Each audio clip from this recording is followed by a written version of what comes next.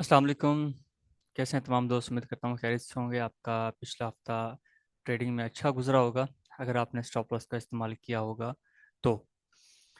Otherwise trading है, stop loss के साथ ही चलती है और हमें कुछ ना कुछ लॉस एक्सेप्ट करना पड़ता है।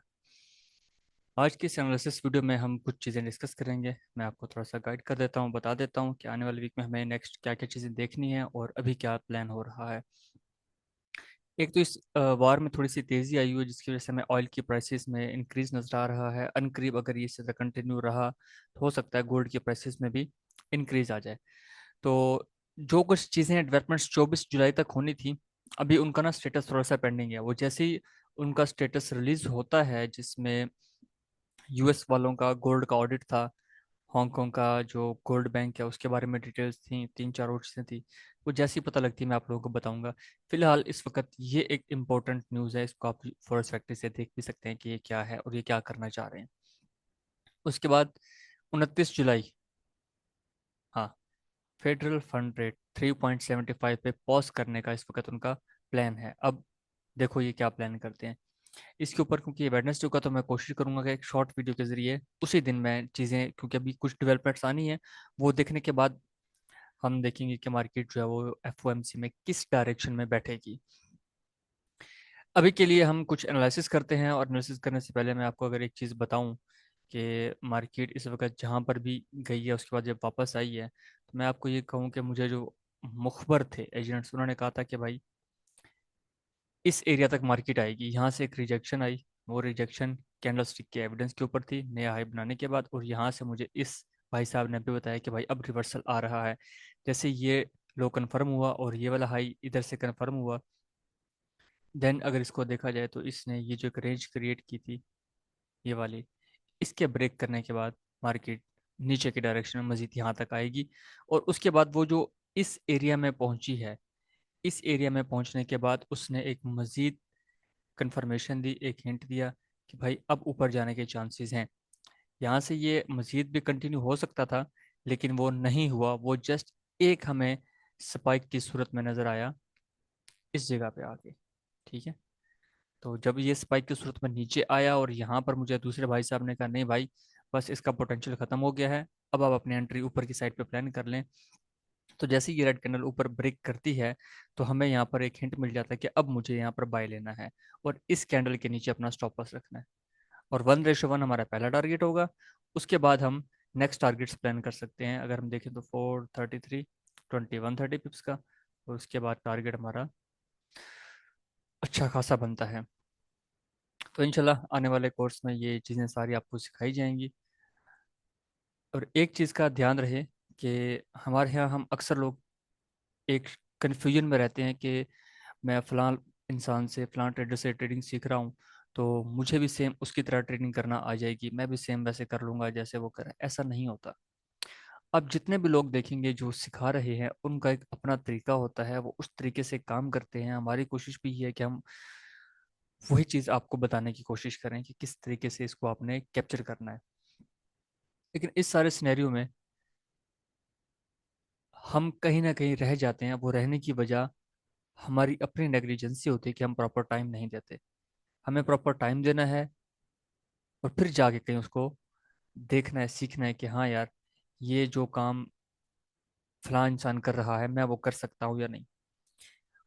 90% से ज़्यादा एक इंसान जो ट्रेडिंग में कर रहा है वो दूसरे को फॉलो नहीं कर सकता।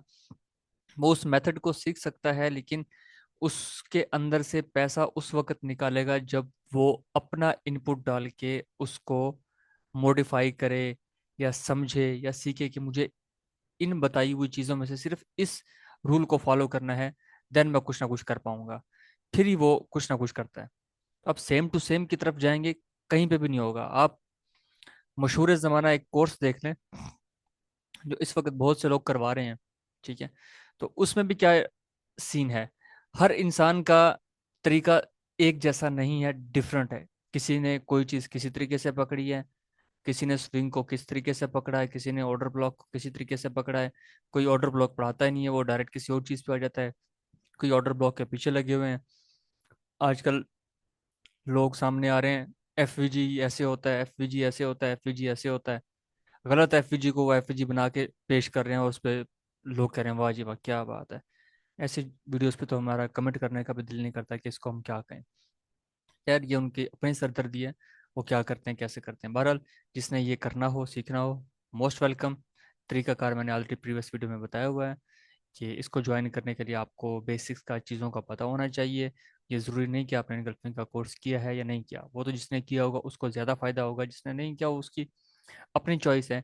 ठीक है, बाकी अकाउंट बनाना है और ये डिपॉजिट आपके पास लाजमी होना चाहिए ताकि मुझे ये पता हो कि जो बंदा आ रहा है उसको वाकई कुछ सीखना है, और प्रैक्टिस ना करने वालों को टाइम से ख़त्म कर दिया जाएगा। इसके बाद फिर जो भी कोर्स होगा तो वो हमारी कोशिश है कि अब हम शायद फ्री ना करें, या शायद एक या दो बैचेस और फ्री होंगे, उसके बाद हम फ्री कोर्स नहीं करेंगे। जो कुछ है वो सारा कुछ यही है, सब कुछ अवेलेबल है, इसको आप देख सकते हैं। और सबसे बड़ी चीज़, हमारा ये जो तरीका है फ्रेश वाला, देखो कितने सारे लेवल्स निकल आए ऑटोमेटिक मेरे पास। इस पे हम काम कर रहे हैं, इसी पे आप अपना भी प्लान कर सकते हैं कि मुझे कैसे काम करना है। ये यहाँ पर मेरे पास H1 में इनगल्फिंग आ गया, मैंने मार्क कर लिया। इधर H4 में फ्रेश इनगल्फिंग आ गया, और ये इंडिकेटर मुझे उम्मीद है कि सबके पास पड़ा होगा। और यहाँ पर ये एरिया, अब देखो इसके बाद H1 में भी इवन नहीं है, H4 में यहाँ पे जाके एक इनगल्फिंग मुझे मिल रहा है, जिस पे ऊपर मैं ट्रेड प्लान करने की कोशिश करूंगा। इस बीच में फ्रेश एरिया कहीं अवेलेबल नहीं है। अब यहाँ पर आप थोड़ा सा इस तरीके से करके मार्केट को देखो, एक ये रेंज, ठीक है, और इसी तरीके से वापस आ भाई, यहाँ पर भी एक रेंज बनी थी, वो रेंज ब्रेक होके वापस उसने उसको कैच किया, देन अगेन यहाँ पर एक रेंज बनाई। अब अगर ये रेंज भी ब्रेक होती है, पहला टारगेट तो हमारा इतना ही होगा जितना ये है, तो देखो वो टारगेट भी इस एरिया से नीचे आ रहा है। जो कि मैं काफ़ी टाइम से एक चीज़ एक प्लान में था कि यार इसको 3700 3750 को टच करना चाहिए, क्यों नहीं कर रहा। रीजंस बन रहे हैं, इस एरिया पे आके मार्केट का कंसोलिडेट करना, साइडवेज बनाना, ये इस बात की निशानी है कि ये इधर से नीचे अच्छा खासा आ सकता है। नहीं आता, ड्यू टू फंडामेंटल जो भी चल रहे हैं उसकी वजह से ये और ऊपर निकलता है तो ये काफ़ी ऊपर तक जाएगा। ठीक है, ऑलमोस्ट 45 या इस एरिया तक ये इजीली अप्रोच कर सकता है। खैर, वो तो बड़े टाइम फ्रेम में हमें पता लगेगा कि आगे कहाँ कहाँ तक जाता है। अब हमने अपने फ्रेश एरियाज निकाल लिए हैं। अब इन एरियाज के अंदर हम आके देखेंगे स्मॉल टाइम फ्रेम में हमारे पास कौन कौन सी ट्रेड बनती है। M15, M15 में आते हैं तो भैया ये देखो, ये सबसे आसान तरीका है। हमें डर किस बात से लगता है? लॉस हो जाने से, कि भाई कहीं लॉस ना हो जाए। यार लॉस होना है तो वैसे भी हो जाएगा, वैसे भी तो अकाउंट उड़ा देते हैं हम, लॉस कर लेते हैं। तो क्यों ना एक प्रॉपर एरिया का हम वेट करें, वहां पे हमें मार्केट मिले, देन हम अपने ट्रेड को वहां पे प्लान करें। तो अगर लॉस करना ही है तो फिर प्रॉपर तरीके से लॉस करते हैं ना, इरेगुलर मूवमेंट्स इरेगुलर तरीके से तो ट्रेड ना करें। दो एरियाज ये आगे, उसके बाद इधर हमारे पास सिर्फ एक एरिया है, 99। ये सिर्फ इंतजार करें।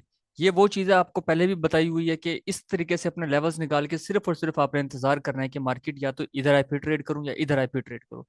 इसके दौरान एंट्री नहीं करनी इस मेथड के अकॉर्डिंग। हाँ, बीच में आप फील्ड को इंक्लूड करते हैं, फिर और भी ट्रेड्स बनती हैं। इसका दूसरा तरीका भी बताया हुआ कि यार ये एरिया है, आप इससे थोड़ा पहले अलर्ट लगा लें। अलर्ट लगा लेंगे, मार्केट इसको क्रॉस करेगी, आपको पता लग जाएगा जी आपके एरिया में मार्केट आ रही है, अब मुझे ट्रेड प्लान करनी है, और फिर बैठ जाएं उसके ऊपर। अगर इसके दौरान मुझे कोई ट्रेड देखनी है तो मैं फील्ड सेटअप को देखूंगा। अब यहाँ पर मुझे ये एक फील्ड सेटअप मिलता है, A B और C कंफर्म नहीं है, लेकिन जैसे मार्केट इस एरिया में आई, आप यहाँ पर भी अपनी कंफर्मेशन M5 में देख के ट्रेड कर सकते हैं। इस एरिया में कंफर्मेशन अगर बनी है तो ट्रेड करेंगे, नहीं बने तो फिर कोई ट्रेड नहीं करेंगे, मार्केट जैसे मूव कर रही है उसको करने देंगे। A B के पास ने इसको कैंसिल कर दिया, देन एक अगेन सेल दिया, अब अगेन यहाँ पे आती है, तो ABC के साथ अगेन हम ट्रेड कर सकते हैं, हमारे पास एक और ABC यहाँ पर बन रही है, A+B C वेटिंग। तो इस एरिया से हम इस तरीके से प्लान कर सकते हैं। बाकी लेवल्स यही हैं फिलहाल। इन तीन एरिया से हमने सेल और बाय करना है, और फिर वेट करना है कि जो मार्केट हमारे एरिया में पहुंचेगी तो ट्रेड करेंगे, अदरवाइज हम ट्रेड नहीं करेंगे। इसके दौरान जो एक एरिया मैं कह रहा था कि यार अगर वहाँ कोई ट्रेड मिले, अब मेरा दिल नहीं कर रहा कि यार इस एरिया को ब्रेक करे और मैं ये 38 से फौरन बाय कह दूं, 39 से कह दूं यार कर लो। नहीं, मज़ा नहीं करा। देखो ना, ये रेंज भी ऑलमोस्ट इस एरिया तक आ रही है, 38, 88। इसके बाद 37 बनता है ऑलमोस्ट इस पॉइंट पे। इस एरिया में मुझे देखना है, अगर मुझे कोई ट्रेड समझ में आती है तो हम करेंगे। फिलहाल ये एक बहुत बड़ी वीक आई कैंडल आई थी, इसके दौरान नहीं यार, मज़ा नहीं कराएगा ट्रेड। चलो, मार्केट में जब ये ड्रॉप होता है, इस जोन में आता है, तो फिर हम जो हमारे एजेंट्स हैं, ये वाला एजेंट हो गया और दो एजेंट्स ये हो गए, इनसे हम पूछेंगे जी अगर हमें बाय करना है तो कहाँ से करें, और अगर हमें सेल को कंटिन्यू करना है तो कहाँ से करें। ये आपको हर चीज़ बताएंगे। तो अभी तक के लिए इतना था। इंशाल्लाह बहुत जल्द दोबारा मिलते हैं। दुआ में याद रखिएगा। अल्लाह हाफिज़।